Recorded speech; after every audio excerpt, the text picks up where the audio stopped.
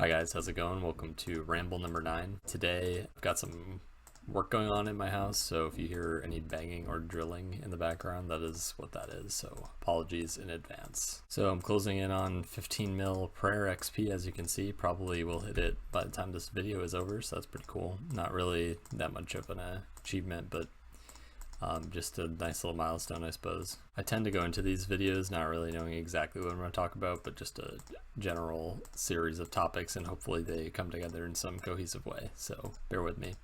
I did have one topic in mind. I've been watching RuneScape YouTube videos. It's been a while since I've indulged in those types of videos. I watched Tanner's recent Ramble video. It's not really that recent, it's been a few weeks since he uploaded it, but I just got around to watching it the other day.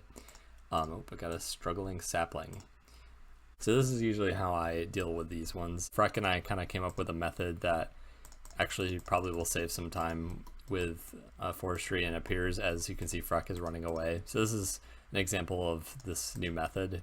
When there's not a good enough spawn for the mulch, then what we do is just run away, go back to the bank. And it depends on which tree exactly has the sapling event that's going on, but you'll see in a moment that I'll just get an XP drop just by being at the bank while crafting. But the first tree, I can just stand in this spot here. The second and third tree I have to stand in this tile 2 squares to the south. The fourth tree I have to stand 4 squares to the south. And then the last tree, I would have to stand outside the bank. So the last tree is a little bit problematic sometimes, but the upside is, yeah, there you go, 2,600 XP. The upside to that is the last tree tends to go down quicker because there's less people chopping it, which means that the health for the sapling is much higher, or much lower, I should say. Essentially, when there's a bad spawn with a mulch, basically just ignore it. You can let everyone else finish it for you, and you can just get the XP drop at the end. Some combinations are not worth taking part in because of the fact that they would be lower XP per hour than the best method of 2-tick oaks. This would be 110k an hour. So if the combination is less than 110k an hour, then you wouldn't do it, which will probably save you some time in the long run. Not a huge change, but it's also nice because it's a little bit annoying to have to deal with these poorly placed sapling events. So now this is an example of the roots, which we just got here. Basically, I just bring a full inventory of cakes and I 3-tick. I mentioned this in the last video that it's probably worth doing, and it is. You get about 5k XP from this event rather than what you would get AFKing, which would be about 3k XP. So yeah, essentially my strategy here, when it's far away like this, I don't bother 3-ticking to get to it. I just screwed up there, but I wait for the XP drop and then start 3-ticking. When it moves somewhere closer, what I do is I switch to another route. I'll show you like this, and then I can 3-tick and go back to this one. That was a nice little movement there. Anyway, back to what I was talking about. I've just been doing some different things this week while playing. It's been a bit of skill hopping and a bit of things here and there. Anyway, I was watching Tanner's Ramble video that he posted on his channel. I can link it in the description. And near the end of it, he mentioned how it's not really worth doing Castle Wars to get the gold boots on Ironman because you don't get XP for doing that minigame. And I didn't put this together until he mentioned in this video. Was RuneLite kind of recently added a timer that makes it so you won't log out within the typical 5 minutes of not clicking your screen. I think it's 20 or 25 minutes now you can set it to. So essentially what this means is you can AFK an entire game of Castle Wars and not click anything, which doesn't sound that amazing. Like, you could always AFK Castle Wars in the past, but now you can AFK the entire game completely, which is pretty huge. So essentially what this means is you can basically set yourself up at Castle Wars with an alt, capture the flag once on the main account, and just go AFK. You can do this right before bed. So every night you can just essentially gain 3 Castle Wars tickets, which is pretty awesome. Like, you basically don't have to put nearly any effort into it if you really wanted to. You just have to stay consistent with it. You could also splash your alts during this time.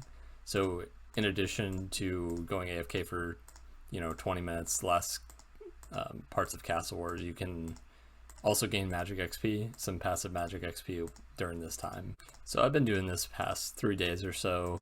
At night, I tend to gain between 6 and 9 tickets.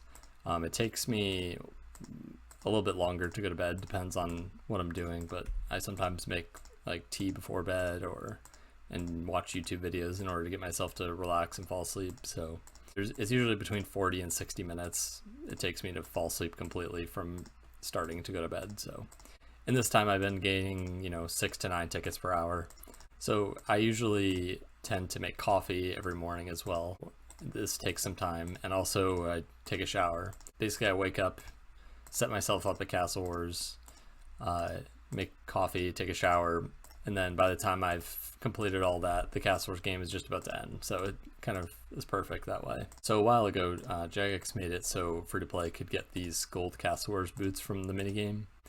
And these give a plus, I can't remember exactly what the bonus is, but it's a strength bonus, which essentially increases your max hit with melee by 1 at 99. So this is pretty big for, the course of 200 mil all combats, or I should say melees specifically.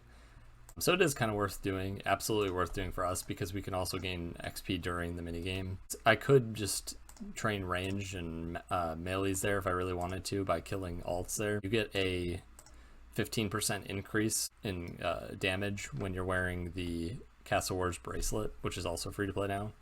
And they also added potions to the minigame, so you also get free potions, and I think they're like overloads or something like that. So it's quite good XP. It's actually the current EHP rate for combats and free to play, if you were unaware. Anyway, these gold Castle Wars boots would be nice to get. I'd like to also just get the full set. I feel like that would be a nice addition to the wardrobe, and also just adding more to the collection log that I've been very passively completing. I'm getting pretty close. Once I complete Castle Wars, then all I would have left is Obor Club and also Bryo's Essence. Also, I just wanted to mention, if you're planning on doing this method I'm doing here yourself, it's best to spend the time bank standing here during the day, at least on in the US time zone, because once it gets to nighttime in US, probably around I would say after 6 p.m. EST, it tends to get a little bit slow on the events, so it's probably best to do this at peak times. I also wanted to mention I've been doing some data collection here, the forestry events, and what I've found is that seeming like woodcutting EHP rate for some portion of woodcutting that has yet to be determined is going to be probably around 185k an hour. So that's pretty crazy for one. Basically what this means is it's a combination of both the sapling event and the roots event, obviously. Both of them are, according to the wiki, equally as rare, or equal chance of spawning, I should say. So saplings on average came out to be about 210k an hour or so. Obviously some are much greater than others, but it's the average of the events I've gotten over time. I don't really have a huge pool of data right now. It's only from about, I think, 20 something instances of both. I would like to get probably 100 of each if I could, just to make sure that the rate is solid, but I'm still working on that. And I also meant to mention that roots came out to be about 160k an hour, so that's also pretty crazy. But that includes doing the 3-tick cake method that I'm doing right now. I know I mentioned I would like to start making guides on this channel. However, I do want to make one for this woodcutting forestry situation. The thing is that there's going to be more updates to forestry coming this month, or this upcoming month, I mean to say. So that's one problem. The other one is that there's also a lot of undiscovered rates and other numbers that need to be fully comprehended at the moment. So not everything is 100% set in stone for woodcutting at the moment. I would like to maybe start with the skills that are going to be surrounding woodcutting, like the buyables like prayer, crafting, cooking. I would also want to make some sort of supplementary guide videos of plugins you would need from RuneLite. For example, the bank tag plugin is super useful. maybe make a very short guide for those sort of things to reference in these videos. So it's kind of like a chain of different guides that would lead to each other, and I would reference them in the videos. So I would have to make some videos before others, obviously, so I'll have to kind of plan that out. Also, with things like prayer, there are other alternative multi-skilling methods that also surround the skills. So either I would be making those, or I know, for example, like Freck has videos of him doing like scatter burying, for example, not scatter burying, scatter fire making, whatever you want to call it. And also, like, you can also train prayer with mining. There's a variety of other things you can also train prayer during. And I probably wouldn't talk about those methods myself until I make a video of it, a guide for that particular skill that I would be multi-skilling it with. I wouldn't have to worry about that, but it is worth mentioning that sort of thing in, for example, like a prayer guide video. So in order to afford prayer and other viable skills, I have started playing some spiritual warrior accounts on RS3. Those are in the process of making me some GP while I'm training prayer and other skills. I haven't decided on any trajectory for this account. As I mentioned in the last video, I'm kind of just skill hopping at the moment, going from whatever's plausible for me to spend my time on at the moment. I probably will continue to skill hop, and I'll let you guys know if I decide on any long-term skilling method to continue with. I am considering maybe training some fire making, since it's pretty cheap and it's also a skill I can do one-to-one in. I don't really know if I want to do scatter fire making. Maybe I'll give it a shot, but I'm also just kind of training prayer, like sitting here at Willows and forestry events. So it's kind of, I don't know. I haven't really decided on what to do, as I said, but, and there is 15 mil prayer XP. Hooray. Yeah, so that's probably going to be it for today's video. Frag is making fun of me. Yeah, I hope you guys enjoyed. I did stream yesterday. Hopefully I'll come back and stream again sometime this week, so follow me on Twitch if you haven't already. Yeah, so I don't really have much else to say. I guess one thing I should mention actually is I did just get partnered on YouTube, so that's cool. I'm getting a little bit of ad revenue here and there.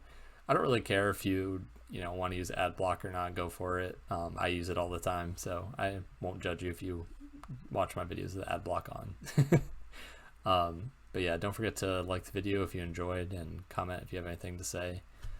Sometimes when I don't really have too many topics, I read my comments on the video and use that as a topic, so yeah, feel free to do that. Anyways, thank you guys again for watching. Take care.